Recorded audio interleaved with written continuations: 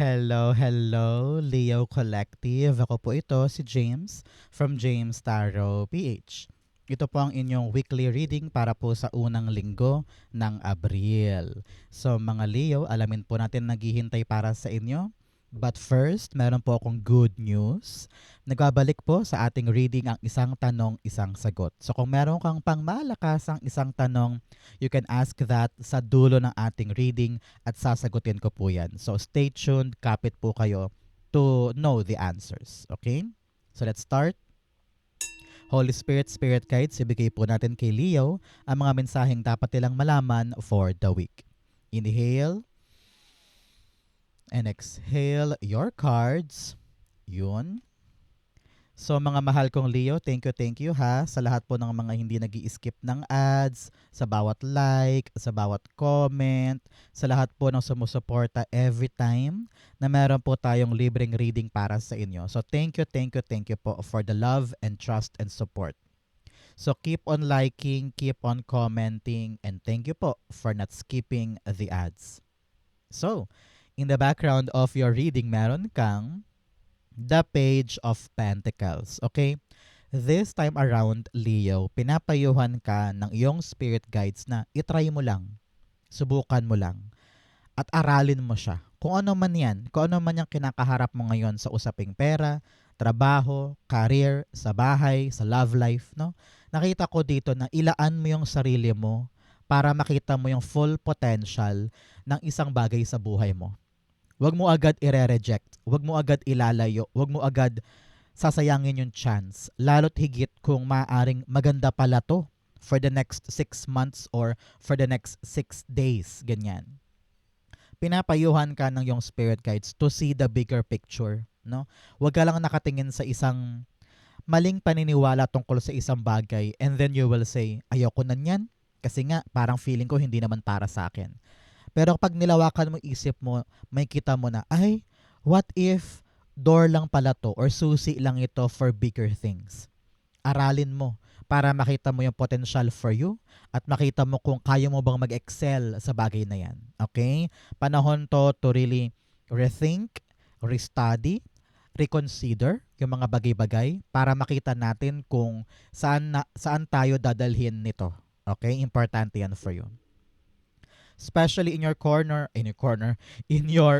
energy, meron kang the King of Wands. Si King of Wands, sinasabi dito, this time around, Leo, either some of you are taking up leadership roles. Baka meron kang bagong posisyon, bagong job order, bagong kliyente, na talagang ikaw yung punong abala. O kaya, sa bahay ninyo, biglang may darating na bisita, ikaw ang talagang punong abala for the food, for the guest room, mga ganyan. So, panahon to para kunin yung pagkakataon to decide, to manage the situation, ganyan. Kung ito man ay sa trabaho, panahon to para talagang maging matatag, magpakitang gilas at ipakita mo na kaya mong panghawakan yung nakaatang sa yung responsibility, ganyan. Kung medyo nababother ka, medyo parang hindi ko po ata kaya tong gawin, sa akin nyo po ibibigay. Sabi ng yung spirit guides, tapangan mo ang sarili mo, aralin. Kayang-kaya mo yan. Pag inaral mo ito, kapag talaga nag-research ka, kayang-kaya mo tong panghawakan. Kung ano man tong idea na to, it can be possible for you. Alam mo kahapon, nakapanood ako ng YouTube, Facebook video ng isang content creator. Nasa Japan siya eh. Nagkatrabaho siya as pintor, no? So, nasa Pilipinas siya, wala siyang work, and then biglang may nag-alok ng trabaho sa Japan as pintor. Pero hindi niya alam kung paano maging painter. Ang pangarap lang niya makapag-provide para sa kanyang asawa, para sa kanyang anak. Pero ang ginawa niya, nanood lang siya ng tutorial sa YouTube kung paano maging painter. Wala pa siyang passport at that time, pero sabi niya, kukunin ko tong chance na ito, hindi ko sasayangin. I will be the leader of my life and take control of the situation. Alam mo nangyari? 5 years na siya ngayong pintor sa Japan, no? So nagsimula lang siya na hindi ko alam kung paano mag-paint. Pero may nagbukas sa pintuan. So anong ginawa niya? Ginrab niya, no? So ganun ka din. Kung ano tong darating na pagkakataon, kahit hindi mo alam, kahit hindi ka marunong, aralin mo. At maaaring ito na yung time mo para abutin yung mga pangarap sa buhay. Okay? Ganon yun ka-meaningful. Ganon yun pwedeng magpabago ng buhay mo. Tulad nung content creator na yun na nasa Japan today. Okay? King of Wands, the King of Wands, yes. Talagang pinapayuhan ka. Kung may pangarap ka, may plano ka, may idea ka, tapangan ng sarili. Kung takot kang humakbang dahil feeling mo hindi ka pa marunong, aralin. Okay? Ganoon lang siya ka plain and simple. Alam ko mahirap. It's easier said than done. Pero actually, kung nagawa nila, kaya mo din. Okay? Important yan for you. So Leo, ano ba itong mga ninanais mong maganap na this week na gusto mong makuha? Comment down below. I-manifest na natin yan. Hilingin na natin yan. It will arrive for you. So comment na po kayo sa baba. Okay? In the area of what you need to focus on, meron po kayong the Ten of Pentacles. Kailangan mong mag-focus ngayon sa mga bagay na permanente, sa mga bagay na tatagal, sa mga bagay na long-lasting sa buhay mo.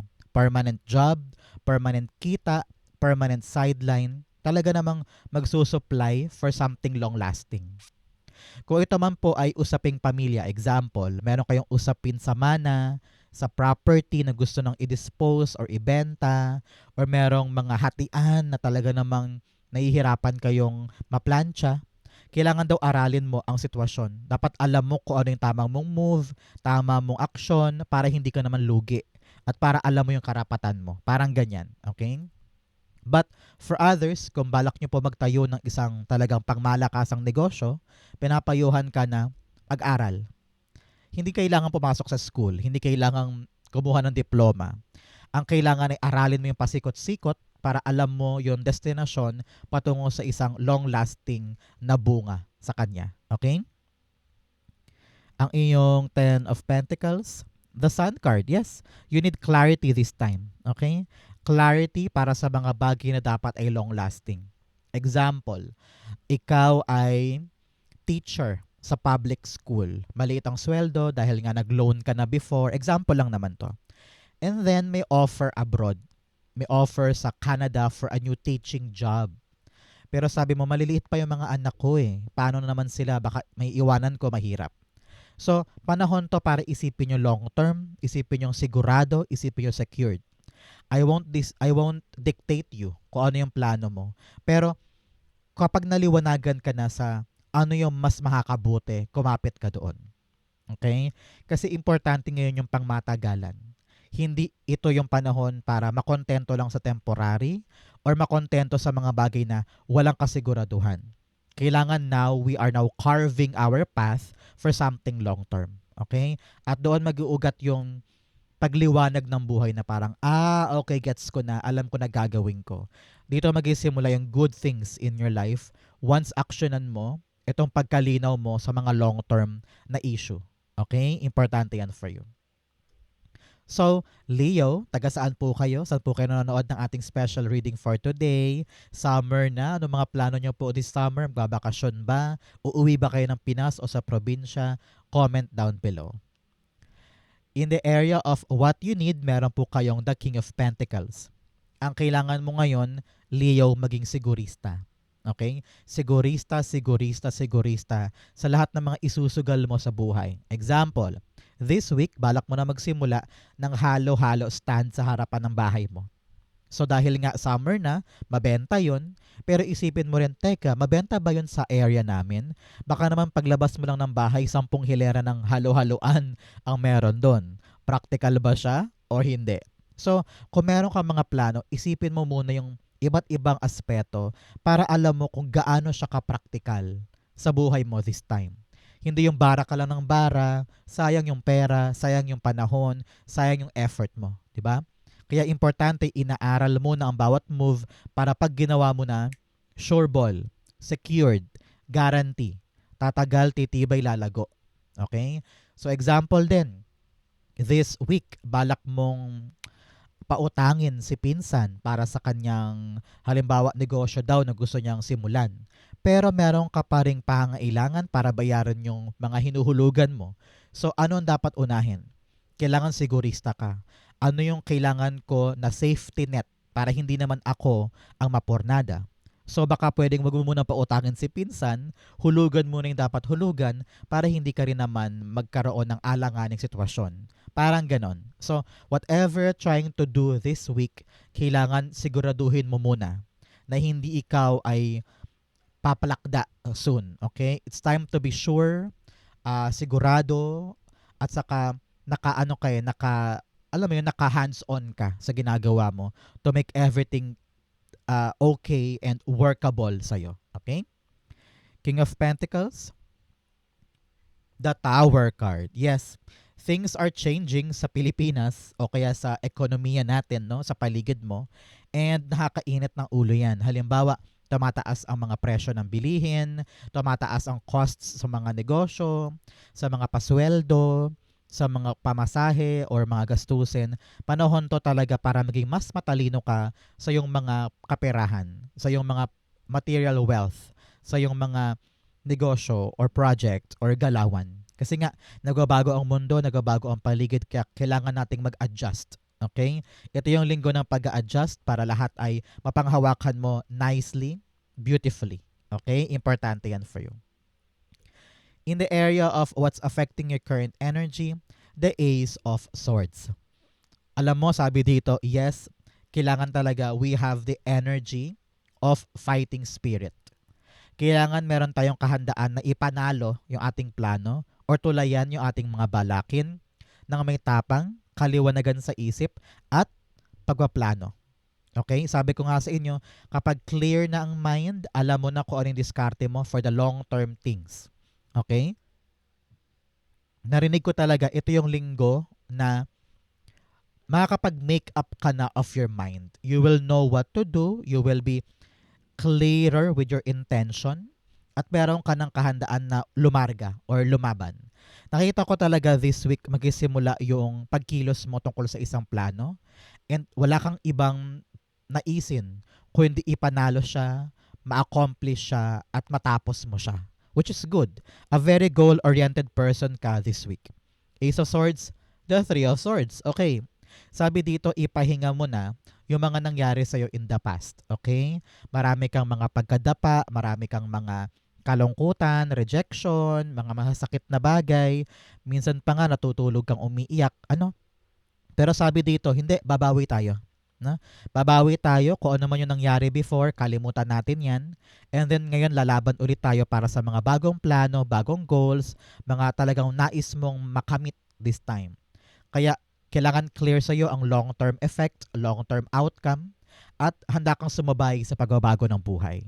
Hindi pwedeng stuck ka lang dyan sa isang area. Labanan ng past, ilibing na yun sa limot, lalaban tayo para manalo this time. Okay?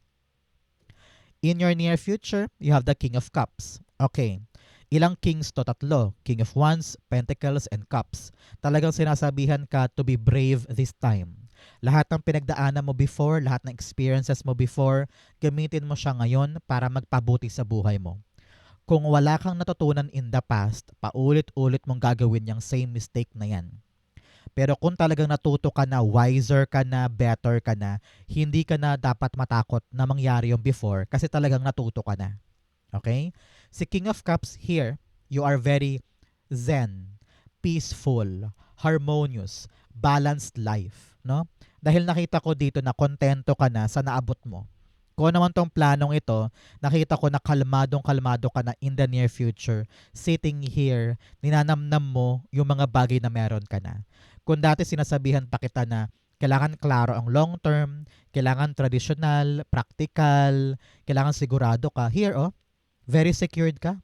Kung ano man yung meron ka, okay ka na doon. Kung ano man yung pera mo or gastusin mo, hindi ka natakot for the next 2 weeks or 5 years, no? Very, very secured, very, very, tawag dito, protected ka with what you have. Kaya kalmado ang energy mo. Kahit magulo ang paligid, relax ka.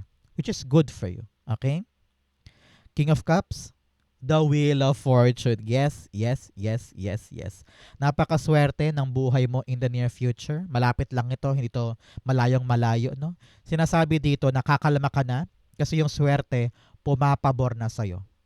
Kung naman tong planong ito, nakita ko gagana siya, no? Akala mo mahirap, akala mo mabagal, pero smooth sailing, no? Kung ito may pinapangarap mong negosyo, it is very, very fruitful para sa'yo. Kung ito man ay career move or balak mong gawin ngayon, talaga namang maganda ang ikot at payapa ka na, hindi ka na nahihirapan, hindi ka na nag-struggle. So congrats, congrats, congrats. A very, very lucky, fortunate energy ang meron ka in the near future. Congrats po. In your challenge for the week, meron kang the Three of Swords, meron ka parang 3-3, no? So, ang 3-3 po ay angel number of divine protection. Meron daw po kayo na mayapang kamag-anak na hanggang ngayon ay pinoprotektahan ka pa din, na kahit nasa kabilang buhay sila ay ginagabayan ka. So, after watching this video, magtirik ka ng kandila o kaya magdasal ka to give thanks and magbigay ng pasalamat sa kanila at pagkilala sa kanilang gabay. Okay? Three of Swords, in your challenge, nakita ko dito na maaaring humarang sa'yo yung mga past mong endeavor. Example, baka pigilan ka ng past lover or maalala mo yung mga past mistakes mo, kaya baka matakot kang mag-try, matakot kang sumulong. No? Sa panahon to really forget na the past and move forward, walang mangyayari kung takot ka lagi dahil sa mga nangyari before. Three of Swords, the Hanged Man. Yes, delays, delays, delays. Dahil nga takot kang gumalaw, takot kang mag-try dahil sa mga bagay na to in the past. Example, before, na-reject ka na sa isang trabaho, napahiya ka, umuwi kang umiiyak. Kaya ngayon, kapag may bagong trabaho, ayaw mong pumunta kasi iniisip mo baka mangyari ulit yung nangyari before. Kaya nagkakaroon ka ng delay. Kaya panahon to talaga, Leo, na isurrender mo na kay God lahat ng heartbreak na yan, lahat ng pain na yan, at lumaban ka ulit ngayon. Para wala nang antala sa buhay mo, makalarga ka na. Okay? So yung fortune, clear the past, heal the present. Yes, talaga namang napakalinaw. Gamutin mo ang nakaraan mo para magkaroon ng magandang bunga ang present life mo. So fortune, the Hermit card. Narinig ko dito, tapos na dapat, Leo, ang iyong hibernation or isolation. Matagal kang nagkimkim, matagal kang nagprepare, matagal kang nagtago, matagal kang nanahimik para ihanda yung mga next big move mo. Nakita ko rito, sabi ng yung spirit guides, yung mga hinahanap mo, darating na this time. Matagal ka nag-soul searching, matagal ka nag-isip ng paraan o ng destinasyon o ng ruta. This time around, liliwanag na sa isip mo kung ano talaga yung para sa'yo at tatapang ka na natahakin yung landas na yon. Okay? Good for you. Pinapayuhan ka this time to shine your light. Panahon na para lumabas ka sa lungga mo na yan at magningning ka na, no? Gawin mo na yung gusto mo or sabihin mo na yung project or mag-suggest ka na. It is now the time to come out of your shell and abutin natin yung ating pangarap. Matagal ka na naghintay, matagal kang nagtiis. Now is the right time for you to shine and let it all out. Okay? Hermit card, the Temperance card. Yes, divine timing ito. Archangel Michael, si Temperance card. So lahat ng hard work, lahat ng pagsusumikap mo, lahat ng preparation mo, nakita ko talaga, this is now the right time para isabuhay yan. No? I don't know why. You've been working silently. Marami kang inasikaso, halimbawang papeles, dokumento, mga nilakad mo, and then you feel like, kailan ko ba to dapat talagang gawin? Kailan ko ba to dapat i-broadcast or ipamalita or isabuhay na? Now is the right time. Panahon na for you para daanan yung proseso, talaga namang gawin na siya kasi divine timing is at play. No? So congrats, congrats, congrats. This is really all about you doing the hard work and now living the outcome of that hard work. Congrats po. Okay? Kung ano man yung malabo before, ngayon malinaw na gets mo na. Okay? In your divine messages, meron po kayong the energy is gaining momentum. Yes. Talaga namang lumalakas na, bumibilis na, humuhusay na, ginaganahan ka na, no? Para bilisan, gawin, i-accomplish yung mga goal mo this time. In your divine, meron kang the Ten of Swords. Sabi dito, Leo, ay bangon, bangon, bangon. Huwag kang makontento sa pagkadapa mo. Huwag kang makontento sa kasawi ang palad mo kasi may chance ka pa na makabawi sa buhay. Kaya kung iniisip mo, dead end na to, nakakatakot na, ayoko na, nadapa na ako before, nasaktan na ako before. Pero pag lumiwanag ang isip mo, you will realize na, ay hindi, may chance pa ako, may moment pa ako to achieve what I want, to begin what I want, and to have a new life, to have a new chance, no? So bangon, bangon, bangon, magtiwala ulit sa sarili. Pilitin mong tumayo, pilitin mong mag-start because marami pa naghihintay para sa'yo. Okay? Ten of Swords, the Five of Cups. Yes, change of heart, change of mindset, no? Kung akala mo talong-talo ka na, kung akala mong ligwak ka na dyan, dapang-dapa ka na, bokya ka na, no. May darating pa rin na mga bagong bagay na dapat mong kunin. And this time around, ito yung maaring magpapanalo sa'yo. Kaya, do not break down there, do not play victim, kasi meron pang pwede mong maabot. Pwede ka pang makapagsulat ng bagong chapter ng buhay mo. Okay? Kaya kung nadapa ka ngayon, nalungkot ka ngayon, na-reject ka, or talaga namang bokyang-bokya ka ngayon, do not worry. Meron pang darating na dapat kang ma-excite. Okay? Outcome mo ito, bigyan mo na kita ng fortune cards. You have feather, someone you know is undependable and insincere. Meron ka daw pong tao sa buhay mo, hindi mapagkakatiwalaan, hindi maaasahan. Kaya importante talaga na you trust yourself, very hands-on ka, sigurista ka, para kung ano man pinapangalagaan mo, you're on the right track. So wag ka magdepende sa ibang tao. Do it on your own. Kailangan talagang hands-on ka doon, okay? You also have arrow, you are on the right path. Yes, nasa tamang landas ka daw, tamang direksyon. Alam ko, feeling mo naliligaw ka, feeling mo hindi mo alam kung saan ka pupunta, pero may pinapatunguhan yung hard work na yan. You're on the right path. Okay? Another message you have, grasshopper, situations in the balance that require careful handling. Sabi dito, dahan-dahan lang, relax ka lang, paunti-unti, basta ang importante gumagalaw ka, umaabante ka. Okay? So, sabi dito, huwag irarush, huwag mamadiliin. Sabi nga dito, daanan ng proseso, okay? Para magkaroon ng solid na outcome. You also have skull, hidden secrets can harm you. Sabi dito, kung ano yung mga sekreto mo, itago mo yan. Hindi porkat best friend mo to, ikikwento mo na lahat sa kanya, o hindi porkat friendly siya, ay talaga namang i-confide mo na sa kanya lahat ng sekreto mo. No. Keep it to yourself para safe ka, okay ka. Okay? Ang outcome ni Leo for the first week of April, you have the Five of Cups. 5-5. Talaga namang this is really a week for change, pagbabago.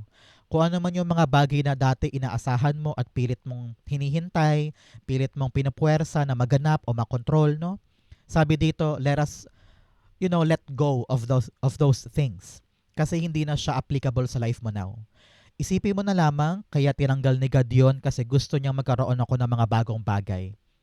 Pinoprotektahan ako ni God, kaya inaalis niya yung mga yon sa buhay ko. Kaya kung ano man yung mga wala na sa kamay mo, hayaan mo na, wag mo nang kontrolin, wag mo nang pigilan, let it go. Para pumasok na yung mga bagong bagay. Okay? Good for you.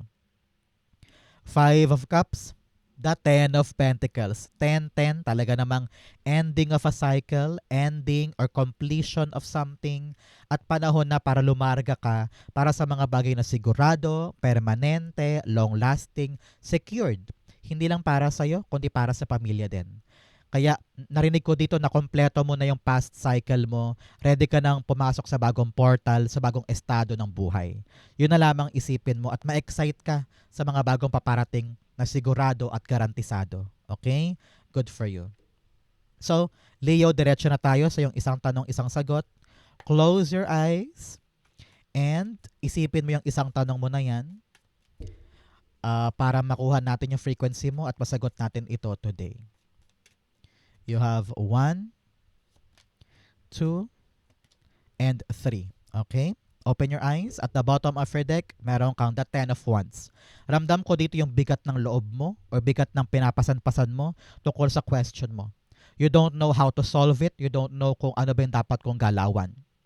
Your spirit guides are telling you, Leo, when it comes to your question, you need to be brave to step forward para ma-achieve ang iyong goal.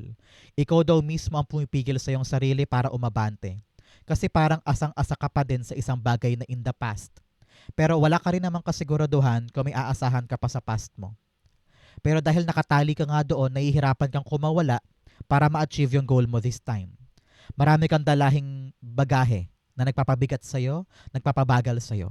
So your spirit guides are telling you, bitawan na lahat ng bagahe, bitawan lahat ng pabigat, lahat ng mga excess baggage sa iyong balikat para maharap mo na itong bagong ito. Okay? You need to realize na God is redirecting you for something better, for something new. If the question na tinatanong mo ngayon ay yes or no, the answer is a big, big yes. Okay? Yes po ang sagot. You are now having this fighting spirit na ipanalo tong bagong bagay hanggang dulo. You're gonna celebrate soon. Meron kang i-celebrate. Kaya panahon talaga to, Leo, na palayain mo ang sarili mo sa mga bagay in the past na alam mong wala nang magandang dulot at pinapabigat ka lang. Pinapatagal ka lang, pinapahirapan ka lang. Mayroong bagong darating na oportunidad na magpapanalo sa'yo this time. So be brave, make a choice, mag-isip mabuti para gumaan ang buhay, makadiretso ka na sa mga tagumpay mo this time. Okay? The answer is yes. This is gonna be a celebratory ending para sa'yo. Okay? So Leo, yan po ang inyong isang tanong, isang sagot. Sana po ay nakaresonate ka. Ito rin po ang inyong first week of April. Sana 10 kayo nakaresonate. Comment down below. Babasahin ko po yan. Thank you, Holy Spirit, Spirit Guides, for the clarity and messages na dapat malaman ng mga Leo today. Thank you po for watching hanggang dulo. I love you. This has been James for James Taro PH. God bless everybody.